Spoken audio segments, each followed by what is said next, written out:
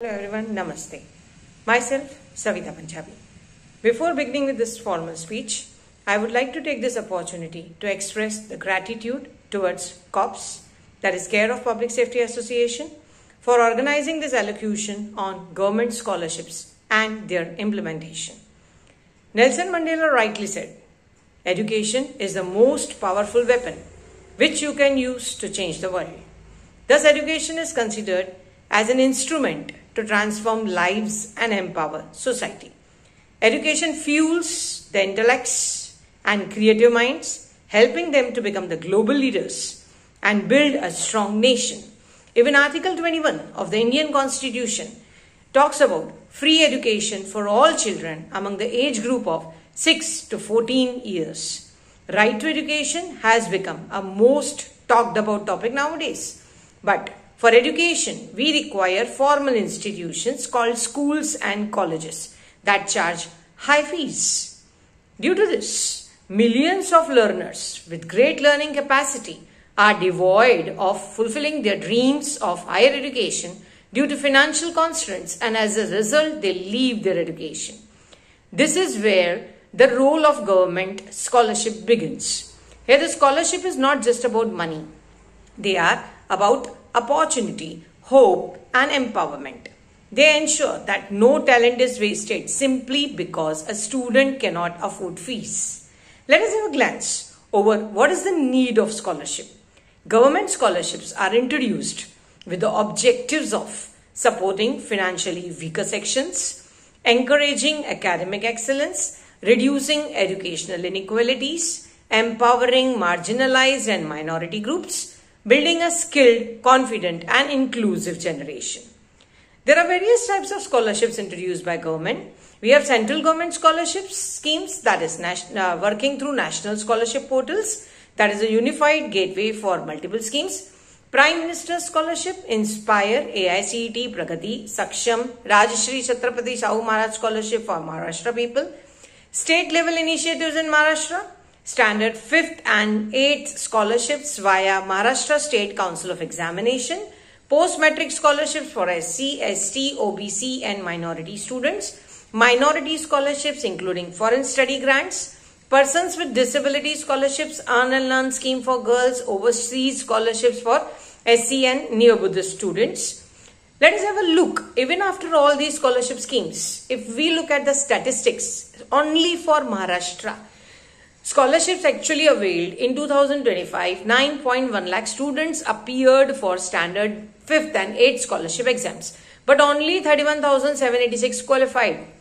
That means only 22%, leaving 68% without scholarship.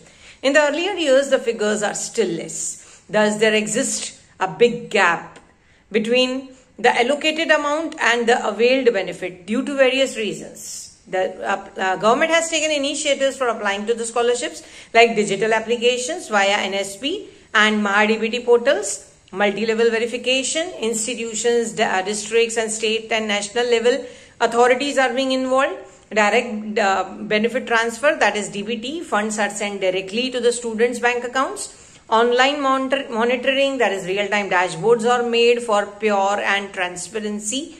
But there are certain challenges in implementation. That is, despite of these efforts, our efforts are not fulfilled or not giving satisfactory results. These challenges are complicated process. There are legal formalities, lengthy forms, multiple documents, technical glitches that discourage the people from going for scholarship. There is delayed disbursement. Funds often arrive months late, even after 1 year completion. That affects the continuity of education.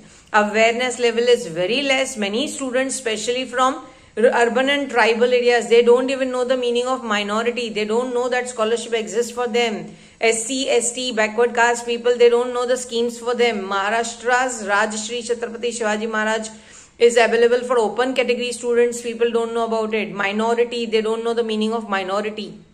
Many students from Muslim, Christian, Sikh, Buddhist, Jain and Parsi communities, they don't simply apply because they are unaware that they qualify as minorities. So there are high dropout rates because they are not able to pay for the school fees and they are not availing the scholarship also.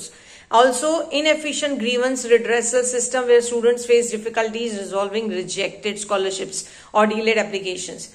If we talk specifically for Maharashtra, implementation challenges have been highlighted by CAG, that is Controller and Auditor General report, that shows why there is a big gap between the allocated scholarships and the availed benefits. They said that MahaDBT portal problems, in delays in disbursement, data integration issues with other government systems, lack of continuous security audits, instance of business rule violations, these are all leading to incorrect approvals. There are various examples where scholarships are approved without essential documents. They highlighted improper bill generation leading to errors in disbursement process. They showed excess scholarship amounts were sometime disbursed. This is all CAG reported issues.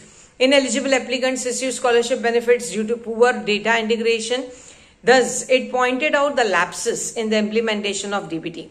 However, they also suggested certain strong suggestions for better implement. Apart from that, we can have simplified process. They talked about simplified process, that is creating a single unified portal integrating central and state scholarships, using autofill system linked to Aadhaar card, DigiLocker, school database, making portals mobile friendly to support the rural applicants. We should launch awareness campaigns, that is conduct statewide campaigns in schools, colleges, villages, take help of the authorities. Then set up scholarship help desks in every taluka and district. The eligibility should be published clearly. Definition of minority should be very clear. NGOs, panchayats, community leaders should be taken into to help the system. There should be timely disbursements so that people can have that funds for their continuous studies. Automatic reminders should be there for pending approvals. Transparency should be increased. AI-based fraud detection system should be used.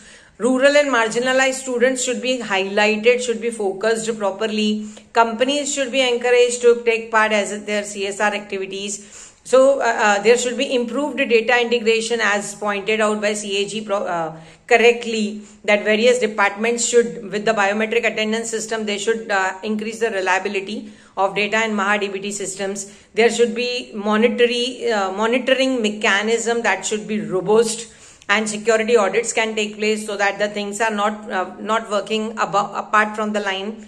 Then there should be disbursement process should be streamlined properly. Thus, to conclude that if we take steps, there would be better scholarship availments. Government scholarships are not just financial aids. They are bridges to equality and opportunity. If we simplify the process, we create awareness, ensure transparency, and join hands, everyone, NGOs, government, CSR companies, all if work together, then we can turn every deserving student's dream into reality.